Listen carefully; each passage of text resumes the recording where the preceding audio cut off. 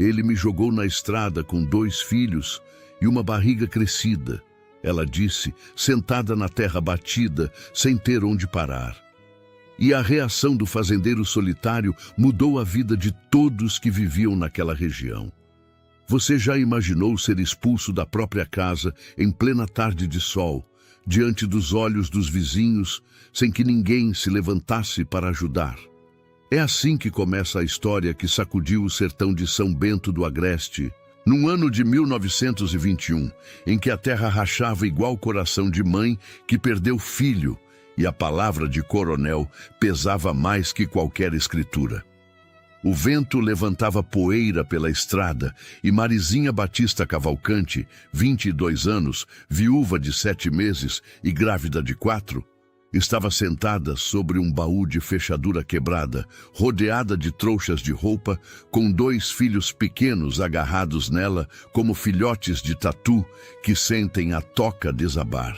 Quando Mundico a encontrou naquele estado, ele não imaginava que aquele gesto de abrir a porteira da beira seca seria o começo da maior virada que 2 corações feridos poderiam viver. E meu amigo, minha amiga, o que aconteceu no final dessa história deixou muita gente de boca aberta. Uma revelação que ninguém esperava, uma traição que veio do lugar mais poderoso da cidade. E uma justiça que chegou da maneira mais inesperada que você vai poder imaginar. Fique comigo, porque você vai entender por que aquela noite sem lua de outubro mudou para sempre o rumo de destinos tão machucados. Prepare o coração. Romance, dor, superação e um desfecho cheio de emoção estão só começando. Agora me diga de que cidade você está assistindo essa história. Raimundo Cícero das Dores, o Mundico, como todos o chamavam no município de São Bento do Agreste, com aquela mistura de afeição e pena que se reserva a homens que carregam mais peso do que mostram, tinha 31 anos e parecia ter 10 a mais em cada passo cansado que dava pela estrada de volta para casa. Era alto, seco como o umbuzeiro que sombreava o portão da beira seca, com ombros que lembravam o arco de uma porta antiga, firme, mas gasto pela intempérie. Seu rosto, moreno e queimado de sol, trazia a linha dura do maxilar, coberto por barba que ele aparava quando lembrava. Olhos fundos e escuros que a cidade lia como arrogância, e que eram, na verdade, a marca permanente de uma saudade que não tinha mais para onde ir. As mãos dele sabiam mais de enxada e de cangalha do que de carinho.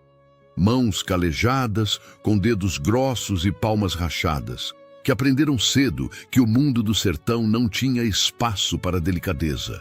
Usava chapéu de couro cru, camisa de algodão já desbotada, calça de brim amarrada com cinto de couro velho, e arrastava as alpercatas pela poeira como quem já fez aquele caminho tantas vezes que nem mais pensa onde está pisando.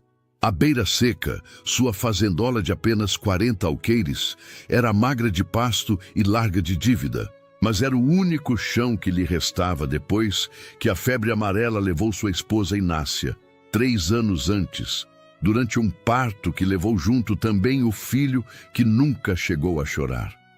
3 anos. Era tempo suficiente para que o luto se transformasse num silêncio permanente que se instalou dentro do rancho de madeira como um morador que ninguém convidou, mas que também ninguém tinha forças de expulsar. O quarto do fundo, onde Inácia dormia, tinha a porta fechada desde aquele dia. Mundico nunca mais a abrira. O vestido de chita dela ainda estava pendurado do lado de dentro e uma ou outra vez, quando o vento entrava pelas frestas da parede, Mundico parava o que estava fazendo e ficava olhando para aquela porta fechada com um olhar que os peões aprenderam a reconhecer e a respeitar em silêncio.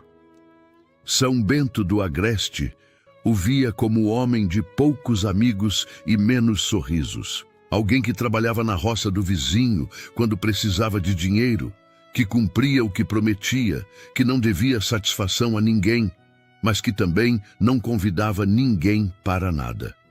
poucos sabiam que por baixo daquela casca grossa havia um homem que, nas noites mais longas do sertão, sentava no banquinho de couro do galpão e ficava olhando a lamparina queimar baixinho, tentando entender como a vida podia ser tão larga de trabalho e tão estreita de sentido ao mesmo tempo. Ele plantava, colhia o pouco que a seca permitia, cuidava dos animais, consertava o que quebrava, dormia do lado direito da cama porque o esquerdo ainda tinha a forma de Inácia. E assim os dias se passavam, um atrás do outro, iguais como pedras no leito seco do riacho, até aquela noite de outubro que mudou tudo. Agora me diga, você já se inscreveu no canal? Porque história assim, de coragem e de amor, do jeito que o sertão ensina, você só encontra aqui.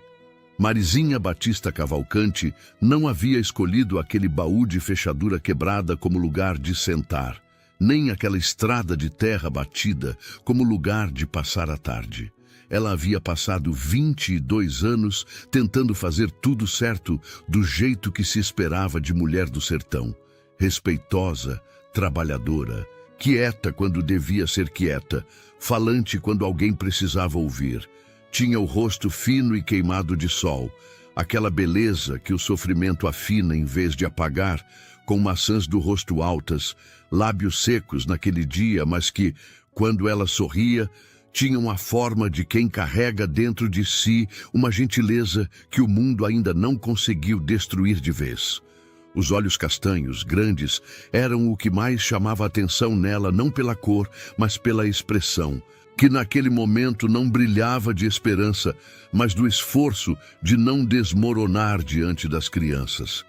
Estava grávida de 4 meses, a barriga ainda discreta, mas já presente sob o vestido de chita desbotada que ela havia colocado de manhã, sem saber que seria o último dia naquela casa.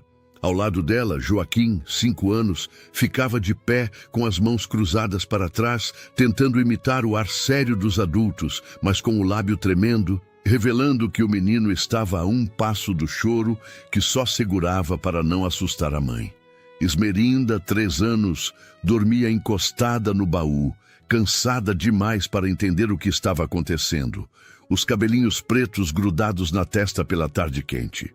O despejo havia sido executado naquela mesma tarde pelo coronel Leopoldino Suassuna Neto, 53 anos, barriga farta, barba aparada e a bondade tortuosa de quem dá com uma mão e cobra com as 10.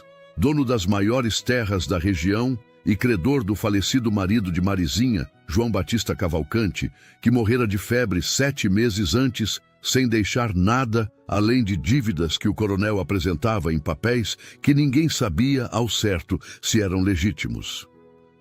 Os capangas de Leopoldino tinham chegado antes do sol baixar, jogado os pertences de Marizinha na estrada na frente de 6, 7 vizinhos que ficaram olhando da janela ou da calçada sem dizer nada, porque naquela terra o silêncio dos pobres era a moeda com que se pagava o direito de continuar vivos.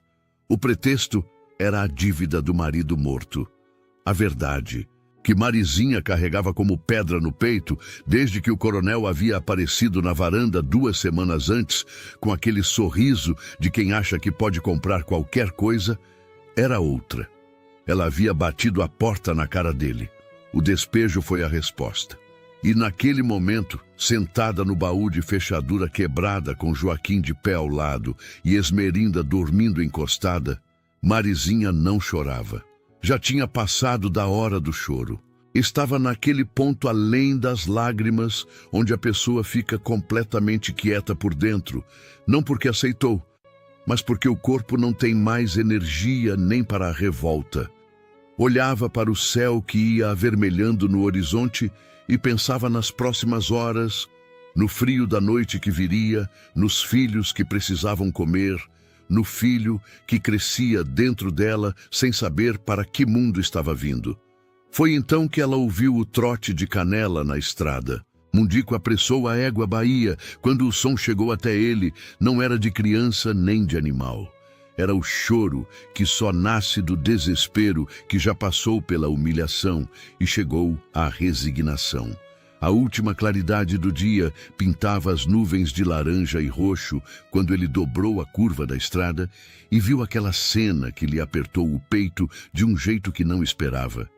Uma mulher, moça, fina, com 2 filhos pequenos e uma barriga que revelava mais vida chegando.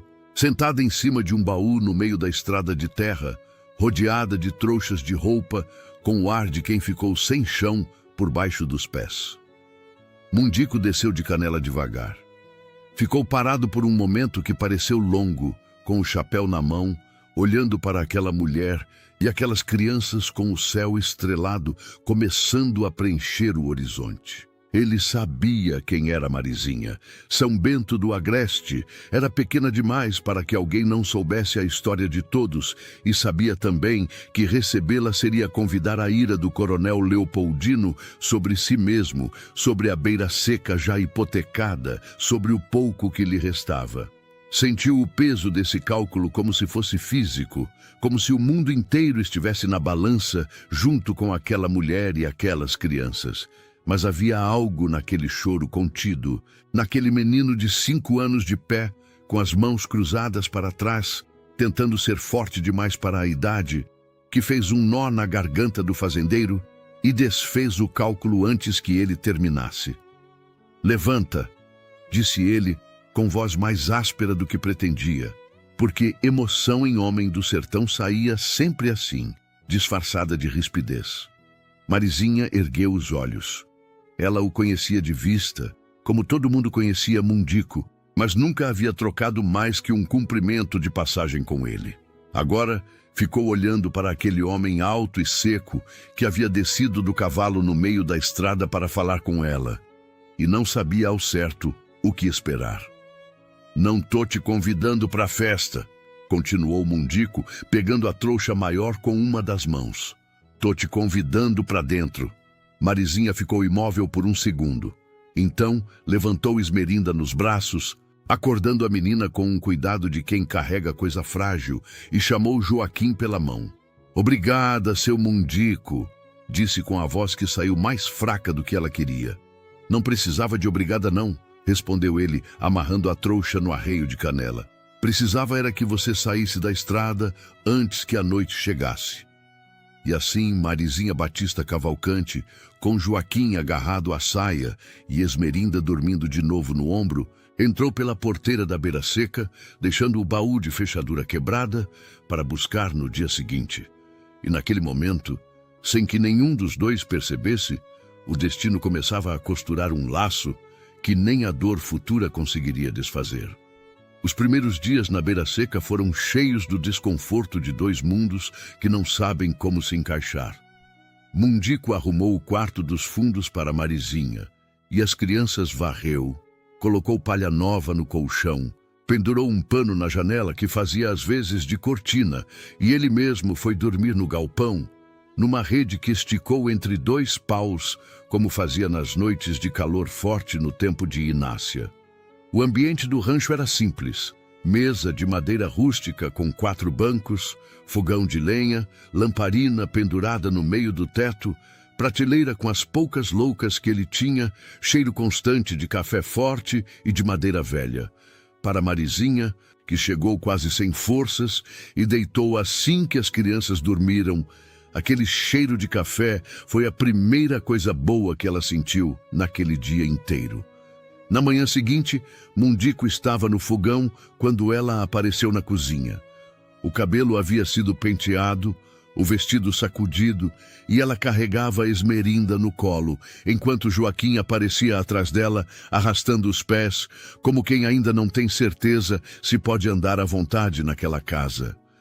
"Posso ajudar?", perguntou ela, parando na entrada da cozinha. "Não precisa não", respondeu Mundico sem se virar. "Você descansa." "Eu não sou de descansar enquanto tem coisa para fazer", disse ela com uma firmeza suave que o fez olhar por cima do ombro. Ela encontrou seu olhar sem desviar.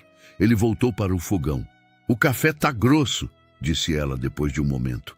"Torrado forte demais." Mundico franziu a testa. Aprendi a fazer assim para não notar que estava bebendo sozinho. O silêncio que se seguiu não foi estranho. Foi o tipo de silêncio onde uma informação pousa sem alarde e vai sendo digerida devagar. Nos dias seguintes, ela foi tomando conta da cozinha e dos cômodos com um cuidado que ele não via desde os tempos de Inácia.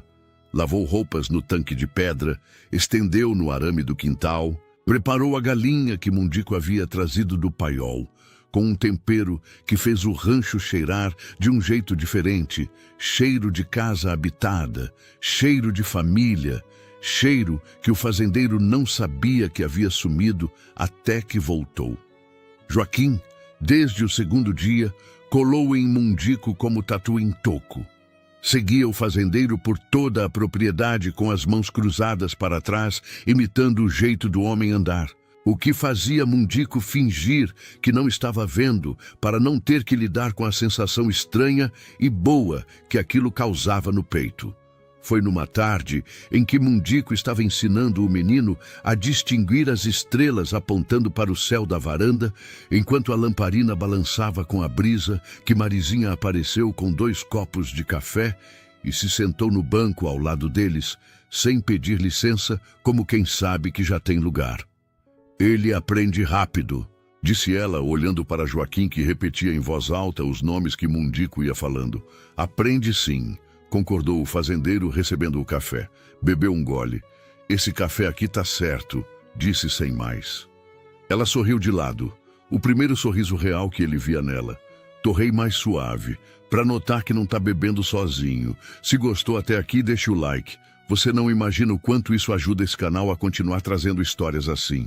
Havia uma tarde em que Mundico chegou do campo mais cedo que o costume, cansado de um jeito diferente do cansaço do corpo. Era o cansaço da mente, de pensar demais no que a cidade estava dizendo, no que o coronel podia fazer, no que a dívida representava. Jogou o chapéu na mesa e ficou sentado com as mãos abertas sobre a madeira, olhando para nada.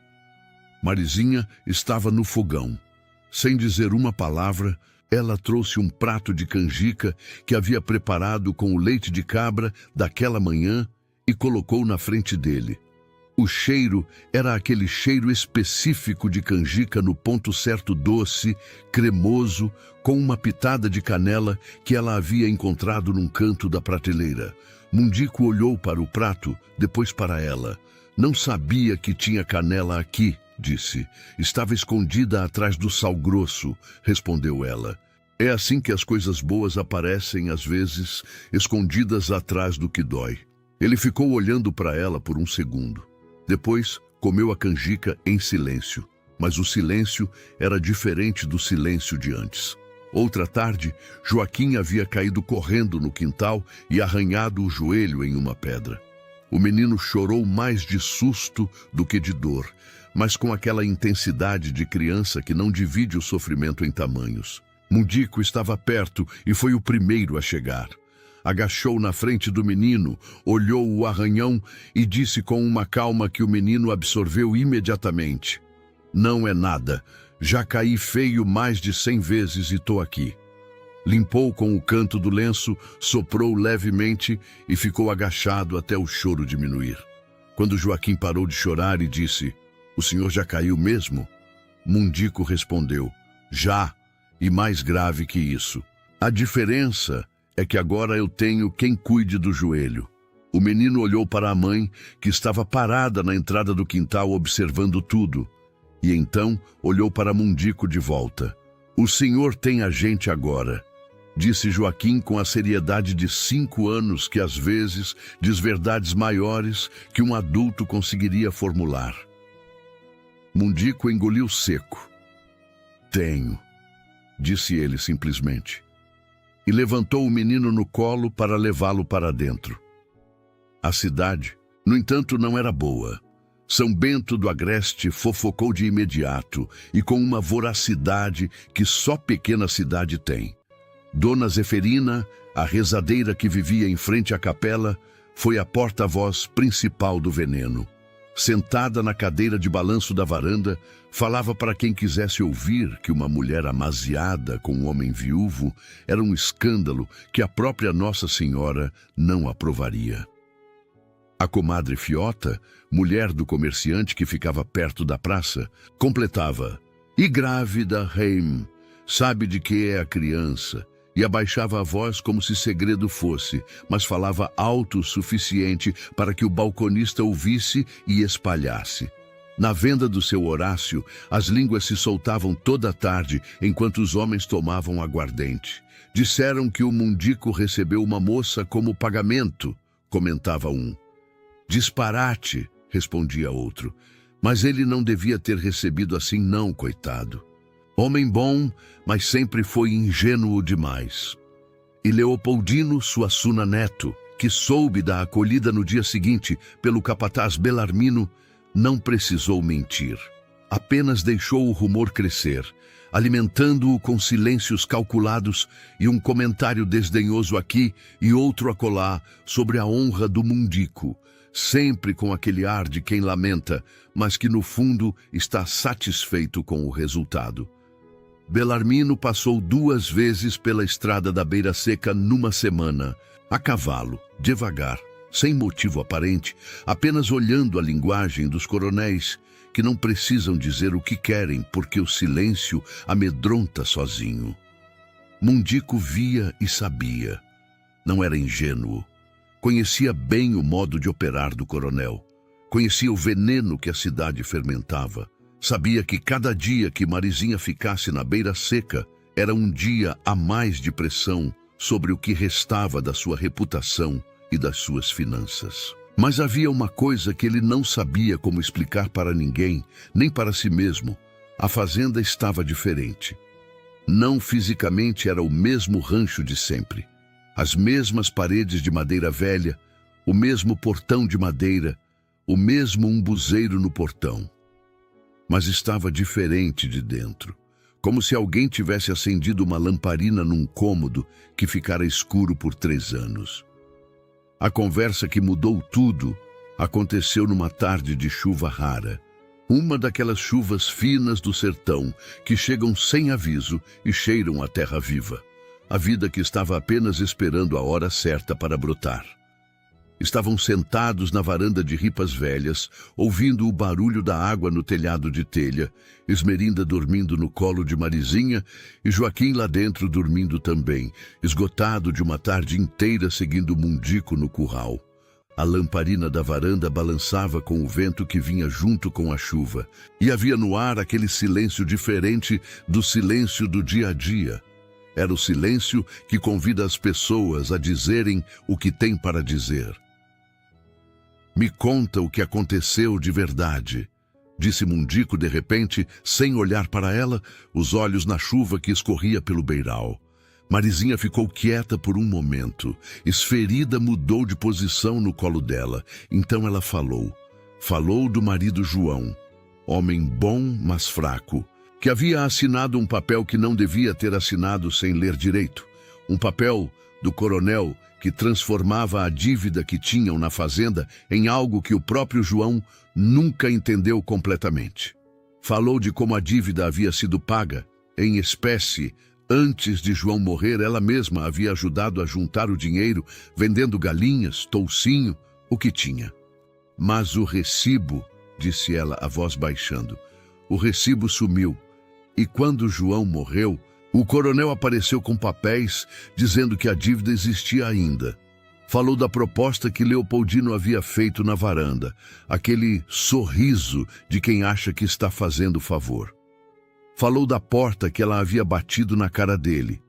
E falou do despejo que veio em seguida, rápido como punição. Mundico ficou em silêncio durante um tempo depois que ela terminou. A chuva continuava fina, persistente, o tipo de chuva que o sertão recebe como bênção. Então ele disse sem ornamento, olhando para as próprias mãos abertas sobre os joelhos, "Inácia morreu de parto, o filho também, 3 anos atrás." Marizinha o olhou. Ele não estava olhando para ela, ainda estava de olhos nas mãos. "Eu fechei o quarto, nunca mais abri. Fui vivendo do lado de fora da vida mesmo, se é que faz sentido." Ela não disse nada. Apenas colocou a mão sobre a mão dele por um instante, apenas um instante. antes de retirar, e ele sentiu aquilo como se fosse a primeira coisa que o tocasse em 3 anos. Não precisou de palavras. Havia ali uma compreensão que só é possível entre pessoas que conhecem a dor por dentro, não de ouvir falar. E meu amigo, minha amiga, o que os dois não sabiam ainda era que a verdade sobre a dívida e sobre o coronel era mais torta do que qualquer um imaginava.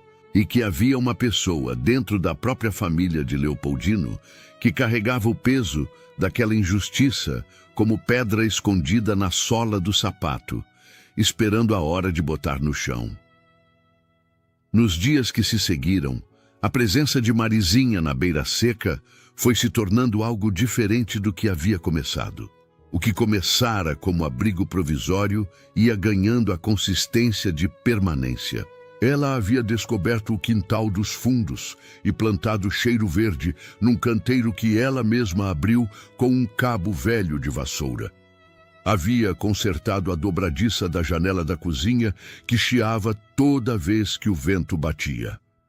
Havia ensinado Joaquim a ordenhar a cabra mais mansa que Mundico tinha, o que fez o menino ficar tão orgulhoso que não parava de falar nisso.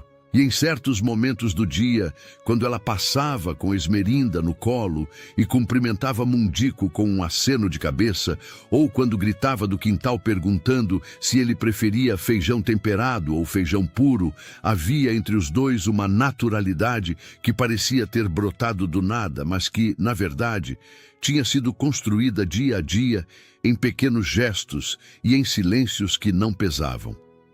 Certa tarde, Mundico voltou do campo com um corte feio na testa, havia tropeçado num arame da cerca e caído de lado, batendo a cabeça numa pedra. Chegou ao rancho com sangue escorrendo pela sobrancelha, tentando limpar com a manga da camisa aquele jeito de homem que minimiza o que dói. Marizinha o viu pela janela e saiu com pressa, trazendo um pano limpo e água morna.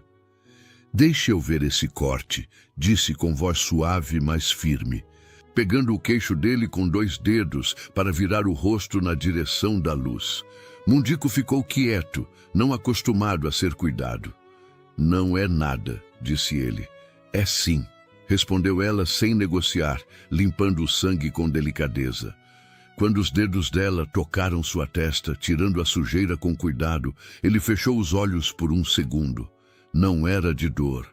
Era de uma sensação muito mais antiga e mais funda, que ele havia guardado no mesmo quarto fechado, onde estava o vestido de chita de Inácia. Havia também a noite em que Esmerinda ficou com febre alta, daquelas febres de criança que assustam mais que qualquer coisa porque chegam rápidas e sobem sem aviso. Marizinha estava acordada ao lado da menina, passando o pano molhado na testa, quando ouviu passos no corredor e encontrou Mundico parado na porta do quarto com a lamparina na mão, de olho preocupado. "Ela ficou assim agora há pouco", disse Marizinha com a voz que segurou o medo. Mundico entrou, colocou a lamparina na prateleira e foi buscar a erva cidreira que guardava num pote no galpão. Sua mãe havia ensinado que chá de cidreira abaixava a febre de criança com uma eficiência que qualquer remédio de farmácia respeitaria. Fez o chá em silêncio, aguardou esfriar no ponto certo e trouxe de volta. Os dois ficaram acordados ao lado de Esmerinda até às 3 da manhã, quando a febre começou a ceder e a menina voltou a respirar com aquela tranquilidade de criança saudável que dorme sem medo. "Você pode ir dormir", disse Marizinha baixinho. "Eu fico." Mundico ficou olhando para ela por um momento. "Eu também fico", disse, e puxou o banco para perto da cama e ficou ali, encostado na parede, até o sol nascer. Aí Leopoldino decidiu que já era tempo de agir de forma mais direta. Belarmino chegou à beira seca numa manhã de sol forte, com 2 homens montados a cavalo, e esperou Mundico no portão com a paciência ensaiada de quem sabe que veio cobrar e não teme a resposta. Quando Mundico saiu do galpão, Belarmino tirou o chapéu com um gesto que não tinha nada de respeito. "O coronel manda dizer que a dívida da fazenda vence em 30 dias", disse o capataz com voz plana. e que está disposto a renegociar, desde que o senhor resolva a situação da mulher que está abrigando de forma inconveniente aqui. Mundico ficou parado. As mãos desceram devagar pelos lados do corpo. A mandíbula travou. "Fala pro coronel", respondeu com uma calma que era mais perigosa que raiva. "Que a dívida eu trato direto com ele quando chegar a hora, e que a mulher que está nessa fazenda está aqui porque eu quis." Belarmino, que não havia esperado essa resposta, piscou os olhos. "O senhor está ciente do que isso pode custar?" "Tô", disse Mundico, já virando de costas. "Pode ir." Naquela noite, Mundico ficou acordado até o canto do galo, sentado no banquinho de couro do galpão, olhando para a lamparina que queimava baixinho. Pesava os lados da balança com a honestidade crua de quem não tem tempo para mentir para si mesmo. De um lado, a beira seca, o único chão que tinha, hipotecada, ameaçada. De outro, uma mulher e 2 crianças que haviam acordado algo dentro dele que ele achava morto. E enquanto ficava olhando para a chama da lamparina, percebeu que a questão não era mais o que ele tinha a perder. Era o que ele tinha a ganhar. E o quanto aquele ganho valia mais do que qualquer terra. Marizinha o encontrou antes do amanhecer, quando foi buscar água para a mamadeira da Esmerinda, que havia acordado chorando. Viu a luz acesa no galpão e foi até a porta. "Ainda acordado?" perguntou com a voz suave de quem não quer acordar as crianças. Ele a olhou. Havia nos olhos dela uma determinação que ele reconheceu como a mesma que tinha visto naquele primeiro encontro, aquela força escondida debaixo do cansaço. "Eu vou embora", disse ela antes que ele pudesse falar. "Não vim aqui para ser a corda que enforca você. Você perdeu o negócio, a cidade te julga, e a dívida vai te consumir se eu ficar." Mundico ficou em silêncio por um tempo que pareceu eterno. A lamparina crepitava. Lá fora, um grilo cantava sozinho. Então ele disse: "Você vai, mas não por causa do coronel." E ela ficou. "E meu amigo, minha amiga, prepare o coração agora, porque o que vinha por aí ia mudar tudo, e ia vir de onde ninguém esperava." Benedita Suassuna tinha 20 anos e os olhos inquietos de quem observa o mundo de dentro de uma jaula dourada. Era a filha mais velha do coronel Leopoldino, moça que frequentava a casa do pai, mas que nutria por ele aquela mistura de medo e vergonha que filhos de homens ruins costumam carregar como roupa que não escolheram vestir, mas que não sabem como tirar.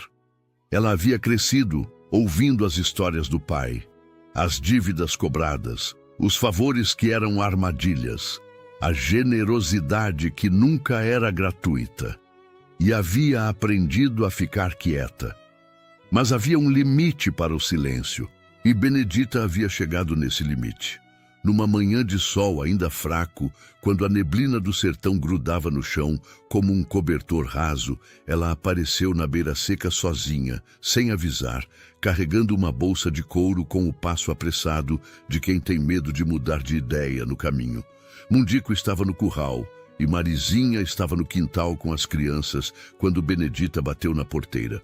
Marizinha a reconheceu e ficou parada, sem saber o que fazer. "Não vim pelo meu pai", disse Benedita antes que a outra falasse.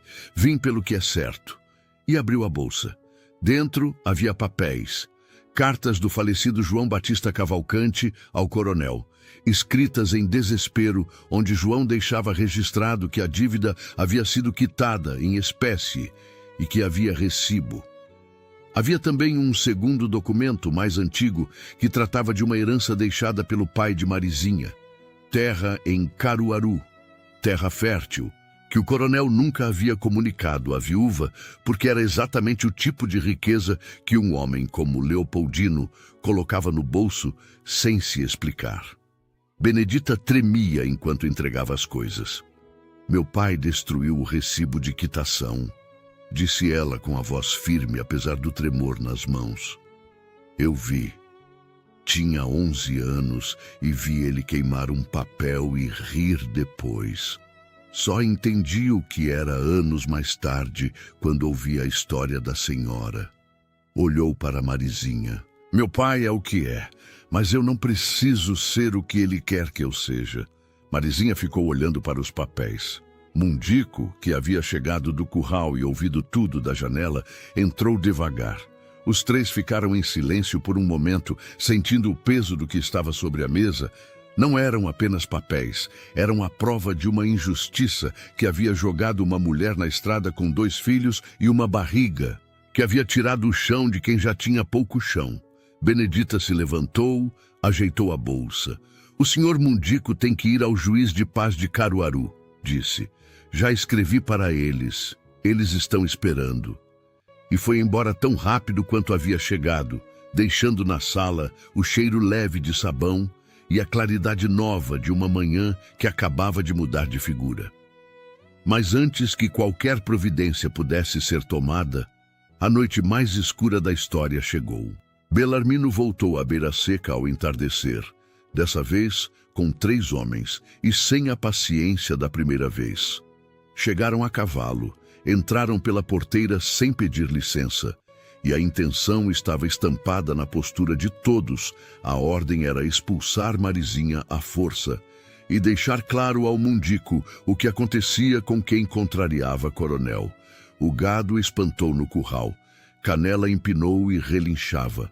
Esmerinda acordou chorando dentro do quarto, e Joaquim saiu correndo para buscar a mãe, que estava no quintal, e ouviu o barulho dos cavalos.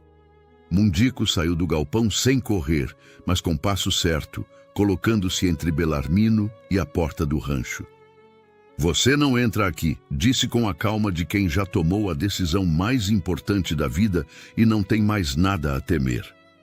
Belarmino não respondeu com palavras. Deu um sinal para um dos homens que chegou por trás, e Mundico levou um golpe de coronha no rosto que o mandou para o chão. Foi Marizinha quem gritou. Um grito que saiu do fundo do peito, agudo e longo, o tipo de grito que no sertão a noite carrega longe como sino de alarme. Esmerinda e Joaquim choravam dentro do rancho. Mundico tentava se levantar do chão com o rosto ensanguentado. E então começaram a chegar as lampiões. O seu Feliciano e a dona Conceição, vizinhos que moravam a menos de meio quilômetro, chegaram primeiro o homem com uma enxada na mão, a mulher com uma lamparina levantada, o rosto tenso. Atrás deles, outro vizinho, depois mais 2, e depois mais. No sertão, o grito de mulher de noite carrega a força de uma convocação. E aquela noite convocou 8. 10 pessoas que chegaram pela estrada de terra batida com lampiões e olhares que não pediam explicação, porque o sangue no rosto do Mundico e as crianças chorando dentro do rancho já diziam tudo o que precisava ser dito. Belarmino e os homens recuaram devagar, sem dar as costas, da forma covarde de quem percebe que perdeu a vantagem, mas não quer admitir em voz alta. Quando o último cavalo sumiu pela estrada, Mundico se levantou com o rosto ensanguentado e se apoiou no batente da porta por um momento, respirando fundo. Marizinha estava ao lado dele com um pano na mão. Isso não acabou, disse ele baixo demais para mais alguém ouvir. Eu sei, respondeu ela. Mas desta vez, nós não estamos sozinhos. E não estavam. O seu Feliciano olhou para a pequena multidão reunida na entrada da beira seca e disse com a voz rouca de homem que fuma cachimbo. O que foi que aconteceu aqui, Mundico? O senhor pode contar pra gente? Mundico entrou no rancho e voltou com os papéis que Benedita havia trazido pela manhã. Com o rosto ainda sangrando e a voz firme, os apresentou para o seu Feliciano, que sabia ler. O vizinho leu em voz alta, devagar, o tipo de leitura que dá o peso certo para cada palavra. O silêncio que se seguiu àquelas últimas linhas, as que provavam que o recibo havia existido, que a dívida havia sido quitada e que a herança da terra em Caruaru havia sido ocultada do coronel, foi um silêncio que valia mais que qualquer grito.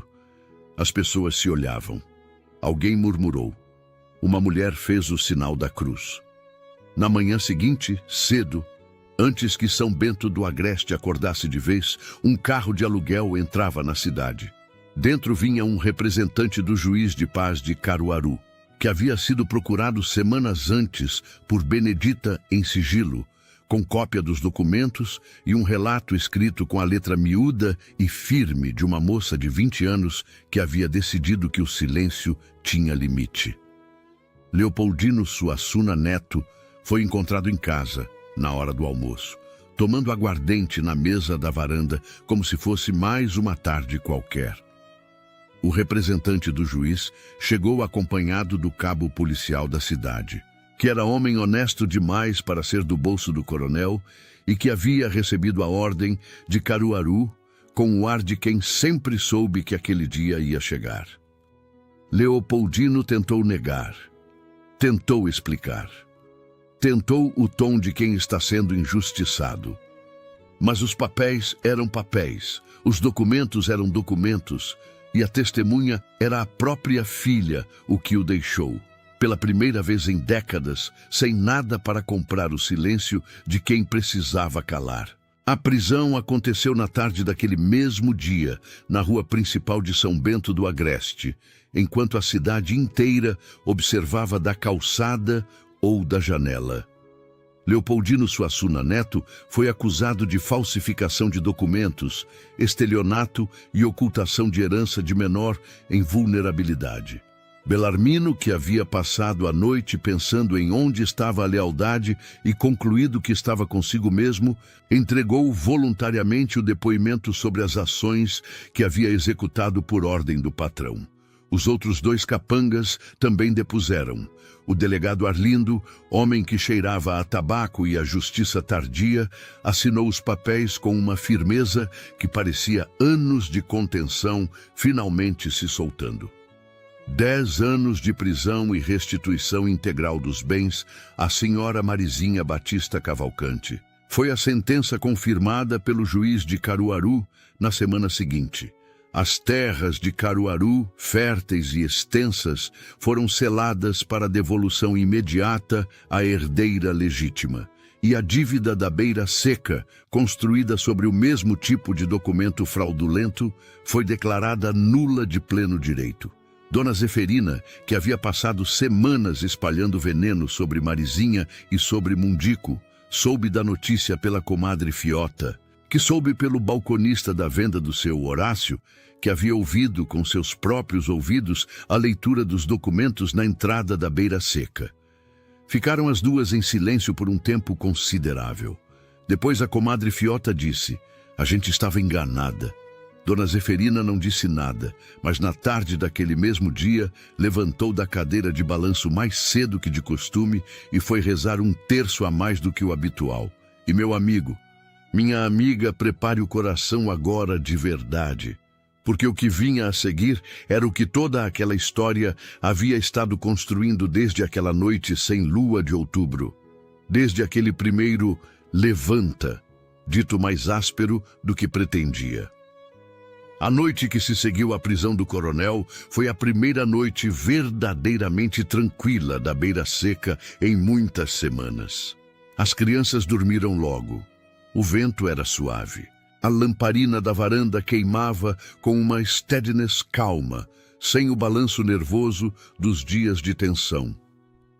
Marizinha estava sentada no banco da varanda de ripas velhas, olhando para o umbuzeiro do portão que balançava levemente, quando Mundico se sentou ao lado dela. Não tão perto quanto poderiam ter sentado, mas próximos o suficiente para que o braço de um quase tocasse o do outro. Ficaram assim por um tempo sem falar. O cricrilar dos grilos preenchia o silêncio de dentro, o tipo de silêncio que não precisava de palavras, mas que ficava esperando por elas da mesma forma. O céu estava cheio de estrelas, aquele céu do sertão que, quando não tem lua, fica tão repleto de pontos luminosos que parece que vai desabar sobre a terra. Mundico virou o rosto para ela. Ela já estava olhando para ele. "Marizinha", disse ele com a voz que saiu diferente de como costumava sair, mais suave, menos disfarçada de rispidez. Ela esperou. "Eu não te quero aqui por pena nem por obrigação. Você sabe disso? Ela balançou a cabeça devagar. Sei. E você sabe, continuou ele, a voz ficando um pouco mais difícil de sustentar, que quando o Belarmino foi embora aquela manhã e eu disse que você ia, mas não por causa do coronel, eu estava mentindo pela metade. Marizinha o olhou. Como assim? Eu não queria que você fosse, por nenhuma razão. Queria que você ficasse porque esse rancho ficou diferente desde que você chegou. As crianças ficaram diferentes. Eu fiquei diferente. E eu não sei dizer isso bonito do jeito que devia, mas é o que é. Marizinha ficou olhando para ele por um longo momento. Havia no rosto dela uma emoção que ela estava tentando não deixar virar choro, mas a boca tremeu um pouquinho nos cantos antes de ela conseguir segurar. Mundico, disse ela com a voz que saiu mais embargada do que pretendia. Você sabe que eu cheguei aqui sem ter onde cair morta. Você me recebeu quando todo mundo virou a cara. Você ensinou meu filho a reconhecer estrelas e a ordenhar cabra. Você ficou acordado no galpão todas as noites, mas nunca me fez sentir que era peso. Ela respirou fundo. Mas eu preciso te dizer uma coisa. Ele ficou quieto. Eu não fico por gratidão. Eu ficaria de graça se você me mandasse embora amanhã e eu tivesse que começar do zero em Caruaru, nas terras que são minhas agora. Eu fico porque quero ficar. Porque esse chão aqui ficou sendo o meu chão. E porque você ficou sendo o único homem em que eu confio de verdade. A voz falhou no final. Ela engoliu seco e continuou. E isso é uma coisa que não tem nada a ver com gratidão, Mundico. Tem a ver com escolha. Mundico ficou olhando para ela por um momento que pareceu longo demais para qualquer um dos dois. Então, ele fez algo que não havia feito para ninguém desde que Inácia partiu, levantou a mão e passou os dedos de leve pelo rosto dela, no jeito antigo e certo de quem está marcando um momento para que não se perca. Então você fica, disse ele. Não era pergunta. Ela fechou os olhos por um segundo. Eu fico. O beijo que veio depois foi breve e sério, como tudo que é verdadeiro. Não havia ninguém para aplaudir, nem para testemunhar, além do umbuzeiro do portão e do céu cheio de estrelas. Mas havia naquele beijo uma quantidade de história que tornava qualquer testemunha desnecessária. Agora me diz, você já comentou de que cidade você está assistindo essa história? Porque tem gente de um canto a outro do Brasil aqui, e eu quero saber de onde você vem. Nas semanas que se seguiram, São Bento do Agreste precisou fazer as pazes com o que havia sido e com o que havia feito. Dona Zeferina e a comadre Fiota apareceram na beira seca numa tarde trazendo um bolo de macaxeira e um sorriso que era um pedido de desculpa disfarçado de visita. Mundico as recebeu com a mesma cortesia com que recebia qualquer visita, sem rancor, sem cerimônia, com o café que Marizinha havia aprendido a torrar no ponto certo, nem forte demais para notar a solidão, nem fraco demais para não sentir o gosto da vida. As mulheres foram embora com uma sensação estranha que levaria tempo para nomear, mas que era, no fundo, a sensação de quem aprendeu algo importante da maneira mais constrangedora possível. O seu Feliciano e Dona Conceição tornaram-se os vizinhos mais próximos que a Beira Seca jamais havia tido. Joaquim ganhou um amigo da mesma idade no filho mais novo do casal, e os dois meninos passavam as tardes correndo entre as cercas das duas propriedades como se não houvesse divisa entre elas. Esmerinda, que havia ficado quieta e tímida nos primeiros dias na fazenda, abriu um sorriso enorme, que virou sua marca registrada, um sorriso que Mundico descobriu ser capaz de desfazer a seriedade de qualquer rosto em menos de um segundo. Um mês depois da prisão do coronel, com os papéis das terras de Caruaru assinados e registrados em cartório e a dívida da Beira Seca declarada nula, Mundico e Marizinha foram à pequena igreja de São Bento do Agreste numa manhã de céu azul limpo, que parecia ter sido escolhido especialmente para a ocasião. Debaixo do velho ipê, que florescia em cachos amarelos no adro da igreja, Padre Jacinto abençoou a união dos dois diante de um grupo pequeno, mas cheio, o seu Feliciano e Dona Conceição, Benedita Suassuna, com o olhar leve de quem acaba de se livrar de um peso que carregava há anos. Alguns vizinhos que haviam estado na beira seca naquela noite de lampiões e gritos, e as crianças. Marizinha usava um vestido simples de algodão branco, que Dona Conceição havia costurado nas últimas semanas, com um chale azul que havia pertencido à mãe de Mundico e que ele foi buscar no baú, onde guardava as coisas de mais valor. Mundico estava de camisa limpa, passada a ferro, chapéu na mão, o olho que havia ficado roxo depois do golpe da coronha já curado, o corte na testa, deixando apenas uma linha discreta que ele carregaria para sempre como marca daqueles dias.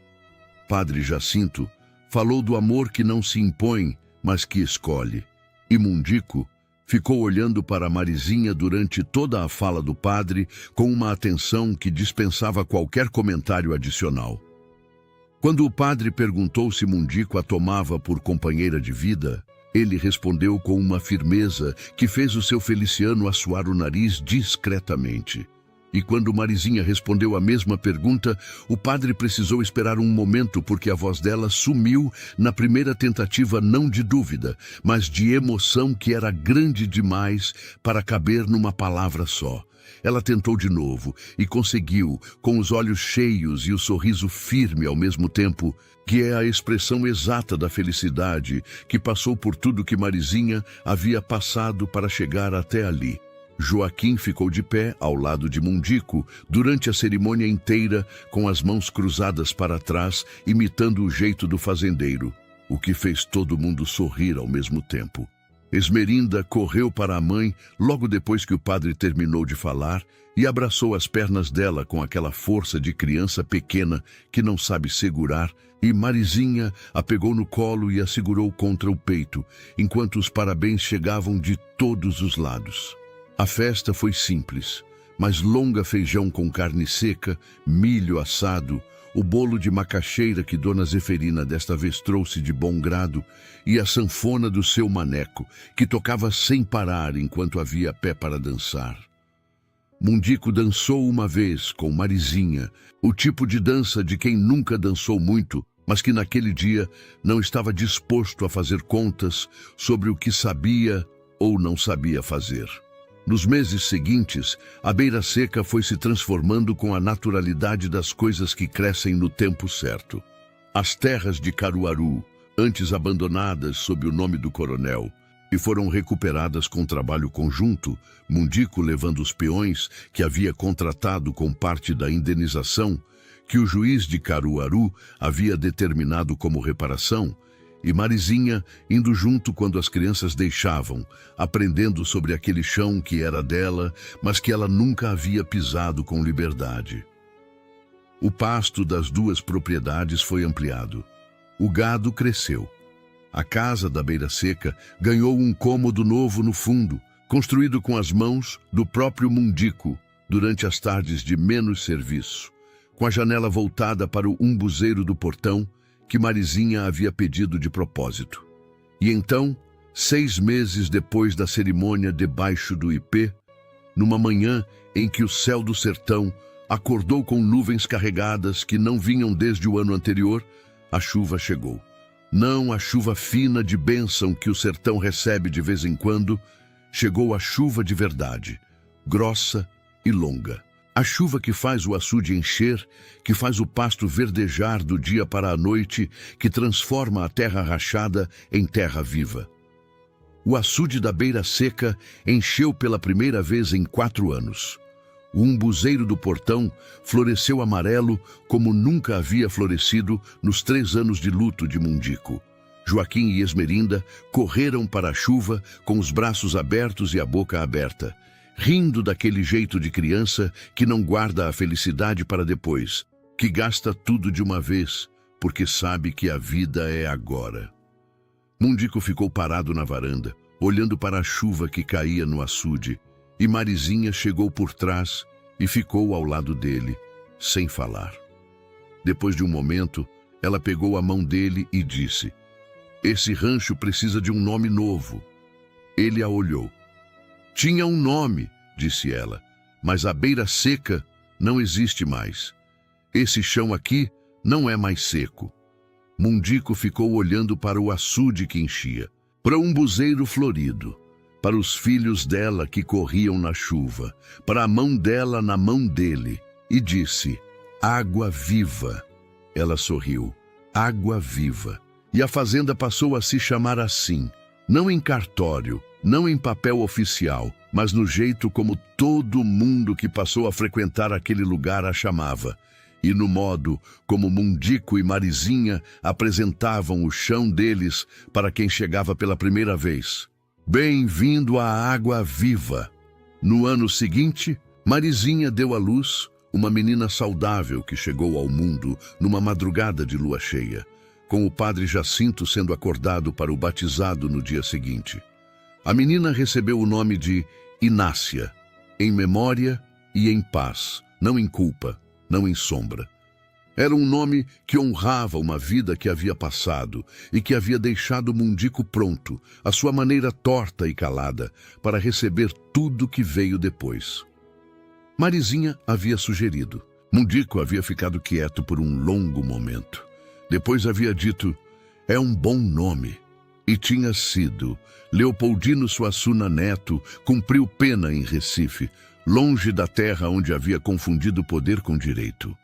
Benedita, sua filha, ficou em São Bento do Agreste, casou 2 anos depois com um farmacêutico de Caruaru que havia passado pela cidade e que soube reconhecer, na moça de olhar inquieto e caráter firme, alguém que valia mais do que o sobrenome do pai.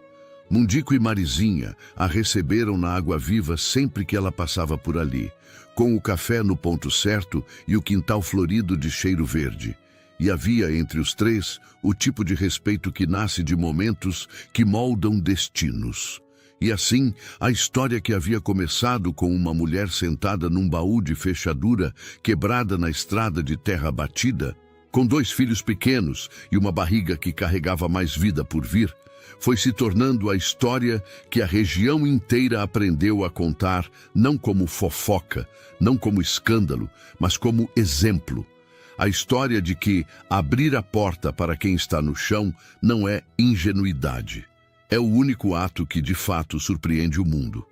Assim se encerra a história de Mundico, Marizinha, Joaquim, Esmerinda e da pequena Inácia.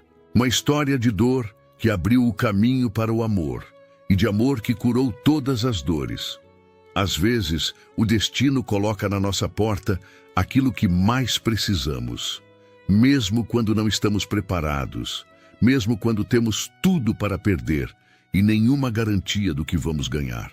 A vida é cheia de perdas, mas também cheia de reencontros, cheia de injustiças, mas também de verdades que aparecem quando menos se espera, trazidas pelas mãos de quem tinha mais razão para se calar e escolheu falar. E, acima de tudo, a vida é cheia de possibilidades para quem tem coragem de abrir a porta, mesmo que do outro lado esteja apenas uma mulher grávida sentada num baú, com 2 filhos pequenos, olhando para o céu como quem não sabe mais para onde olhar. Às vezes é exatamente esse o momento em que a vida começa de novo. Agora me diz, o que você achou desse final emocionante? Deixe nos comentários a sua opinião. Ela é muito importante para nós. E se essa história tocou seu coração, deixe o like, se inscreva no canal e ajude a gente a chegar aos 100 mil inscritos. Compartilhe o vídeo para que outras pessoas também sintam essa lição de vida tão bonita e não vá embora agora. Clique na próxima história porque tem muita narrativa emocionante da época esperando por você. Nos vemos lá.